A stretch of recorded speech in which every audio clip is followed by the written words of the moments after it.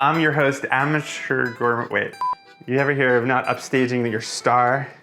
Adam Roberts, you should drop dead. Hey everyone, welcome to the Amateur Gourmet Show. I'm your host, Adam Roberts, the Amateur Gourmet, and today we are making a braised ragu. It's going to cook for 5 hours, and we're gonna serve it with pasta, and I am so excited, so let's get started.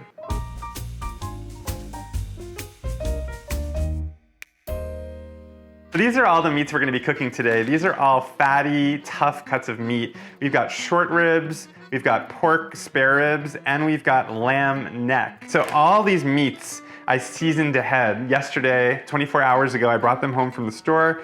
I seasoned them with salt and pepper, and then I just put them in this giant freezer bag. You can put them in Tupperware, you can put them on a plate and wrap them with plastic wrap. But the idea is that the salt and pepper penetrated into the meat. So now when we braise it and we cook it for 5 hours, the inside of the meat is going to be just as flavorful as the outside. So this is what you want to do to get started. All right, so now we're going to prep what's called a sofrito, which is just the mixture of onion, carrot, celery. In French, it's called mirepoix. It's just the base, but this particular base, we're going to add garlic, and we're going to add some anchovies. So we want a really flavorful base for our braise. And one really good trick for making a sofrito for something like this is to use your food processor. In particular, with something like this, a food processor is great because you'll get little flecks of vegetables that will melt into the sauce. So at the end, when we're eating this, we're not gonna see the pieces of carrot, but they are going to infuse the sauce with their flavors. So we're gonna just chop that roughly.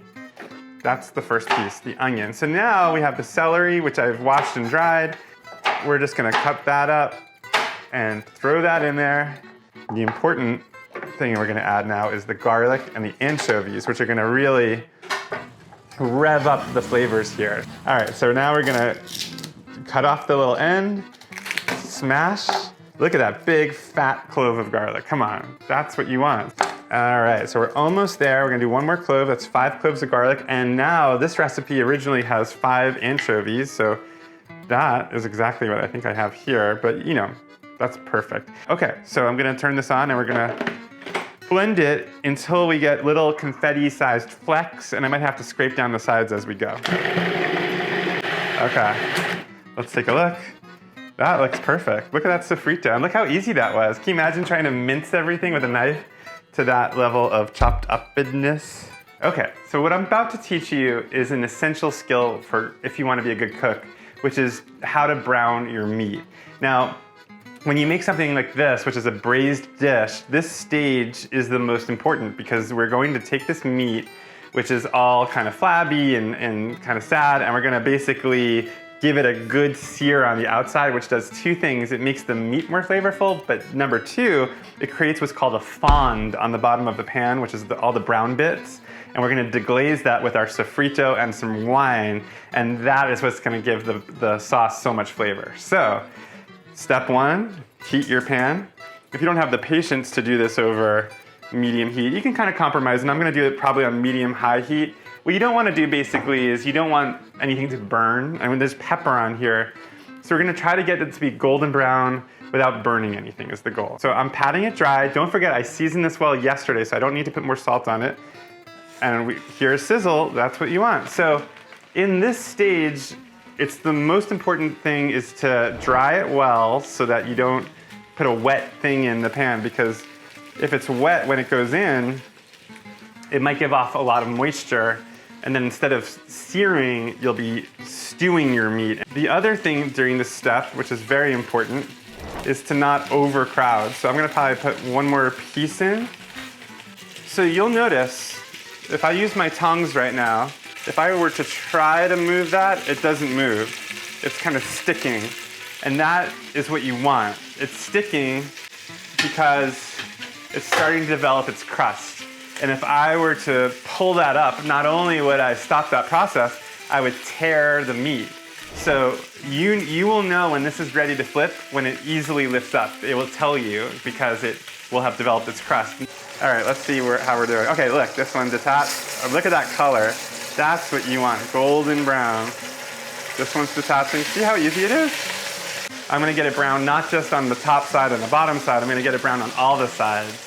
Because again, that brownness, that caramelization lends so much flavor to the sauce. If you notice, there was a lot of flabby fat on the top. So we're rendering that out. Okay, so look at that. That is dreamy. Look at that color. And that's gonna make it taste so good. And now we're gonna go to the next batch. The next batch, the new batch, to quote Gremlins, includes this whole thing of pork ribs. And we're gonna just lay that down. I mean, I am very proud of my work here. Look at that. Look how beautiful golden brown that all is. So that's just, can you imagine that cooking for 5 hours and then pulling that apart? And as I'm looking at the bottom of the pan, it looks perfect. You know, sometimes you might get burnt bits at the bottom, and if you do get burnt bits at the bottom, you'll wanna wipe those out, because if you have burnt bits in your tomato sauce, it's just gonna make everything taste burnt. Okay, I'm gonna turn the heat off this for a second. Take this out. So now I turned the heat off the oil because it's already smoking hot. I could pour some of this off, but it doesn't look like too much to me. And not only that, it's some of the fat rendered from the pork ribs and the short ribs, and that's just good flavor. So we're gonna go in with our sofrito, and I'm gonna see if it's too much, because I don't wanna whoa. See, I told you I had to turn the heat off. I'm gonna add all of it because that's just good flavor, and it's gonna lend itself to a good ragu. And I'm gonna stir that in immediately. And look, I'm working up the brown bits immediately. And now I'm gonna turn the heat back on. So I'm gonna season it gently with salt, because remember, there's all that salt that was in the meat that I did yesterday. So you might remember from my soup video, I said that there are certain things where you wanna cook the vegetables lightly, and certain things where you wanna get some color on them. If you're making something like a ragu, you do wanna get a little color on your vegetables because it just gives it more depth of flavor. So that's what we're gonna do here. We're gonna try to get a little color here. But you can also see there's a lot of moisture in here. So before you can get any color, you have to cook off the moisture. But I'm not happy yet with where this is at. I want more. Because I can tell by listening to this right now that it's still the sound of water evaporating. It's not the sound of sizzling. When we get to the sizzling stage is when it's really gonna take on color, and that's when we want to stop it with the wine.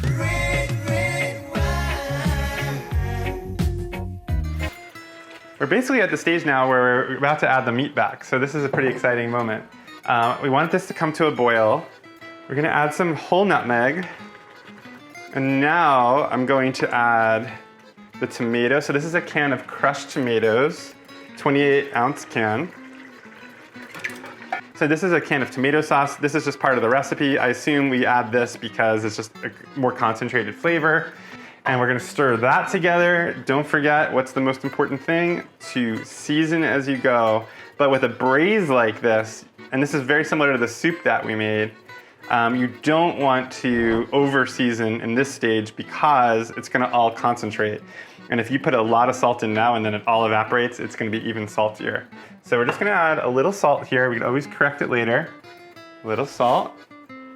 The other thing I'm gonna add, this is not in the original recipe, but I just love it. This is my favorite herb, and it's fresh thyme. And to me, nothing tastes better in a slow cooked tomato sauce than fresh thyme. And rather than stand there and pull off individual pieces of thyme, I'm going to tie up this bundle. As this cooks, the leaves of the thyme will go into the sauce, and the stems will all stay in this bundle, and then I can pull this out later. Stir that in, and you guys, we're almost there. The only other thing I have to add, remember in the soup video when I told you to always have a pot of water on the stove? That's what we've got here, and we're gonna add about 2 cups of water. So I'm just bringing this to a boil. You want it to come to a boil. In fact, I'm gonna start adding the meat back as it comes to the boil. So here goes in the ribs. Goodbye, ribs. Goodbye. Okay, so now look what's happening in this pot. It's bubbling, but it's not all bubbling. So we want it to all come up to a bubble, then we're gonna lower to a simmer, and a simmer is just like a pretty active bubble, you know, and we're gonna monitor this. So as the day goes on, the next couple hours, I'm gonna keep coming in here, and if it gets too thick too quickly, I'm gonna lower the heat a little and add some water. But I can already tell, I mean, just look at that. I feel like this is like a witch's cauldron, and I'm casting a beautiful spell to make a delicious dinner. I'll say it's a pie, I'm a maybe. All right, now I'm going to shred this meat into this bowl. I'm kind of feeling through it. And anything that's fatty or unpleasant seeming, I'm going to leave behind. This is still somewhat tough right now, which is actually good because it's gonna be back in there for 2.5 hours.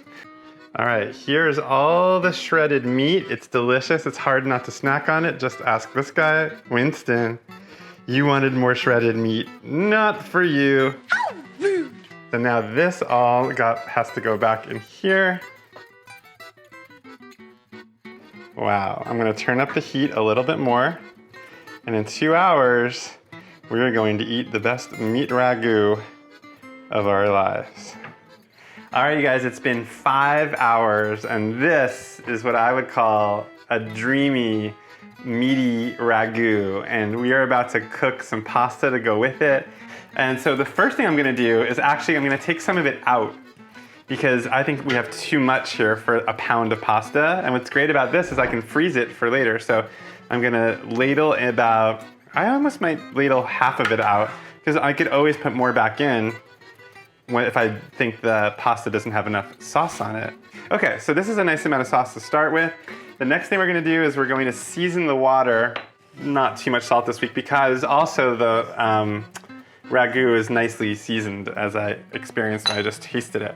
Last week we did this with fresh pasta, now we're doing it with dried pasta. Never add oil to your pasta because that will make the surface of it slick and the sauce won't adhere. So you want to keep it starchy basically. So we want to cook it till it's just a little less than al dente, so like really toothsome so that I can finish in here. And if there's not enough liquid in here, we'll add some pasta water to enrich it or to, thin it out a little. Enrich it, thin it out, you know what I mean. So while that's happening, I'm going to chop some parsley because this is begging for a little greenery on it because it's so red and so meaty. So meaty. Okay, so now I'm chopping the parsley. So we're gonna add this to this pan. I'm gonna turn up the heat. And this is basically what some chefs refer to as the marriage ceremony, where we're marrying the pasta with the sauce. And what we want to have happen here is we want all those flavors that we work so hard to develop in the sauce, we want that to go into the pasta.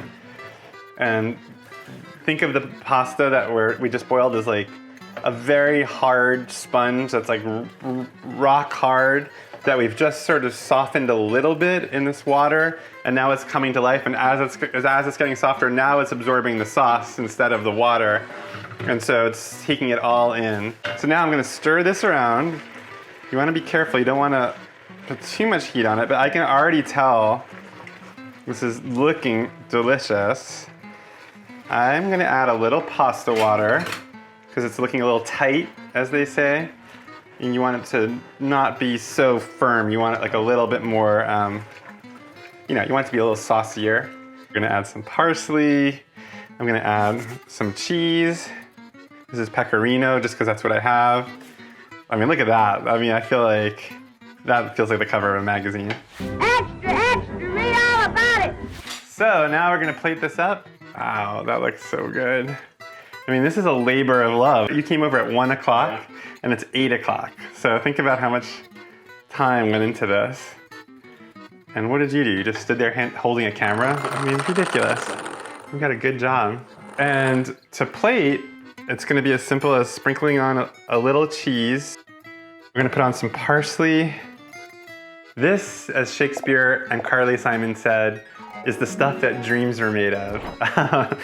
This is my dream dinner. I mean, truly, if I was about to be executed tomorrow, this is what I'd want to eat. I mean, it doesn't get better than that. I honestly don't know anything else I can cook that would taste better than that. Wow. I don't even know what I'm saying anymore because I'm so intoxicated by the smells. So thank you for watching this week's episode of the Amateur Gourmet Show. If you make this recipe, please let me know in the comments. And if you want to watch future episodes, be sure to subscribe to our channel. Subscribe to my Instagram at Amateur Gourmet if you want to see what else I've been cooking. And subscribe to my newsletter, Amateur Gourmet on Substack. And I'll see you back here next week.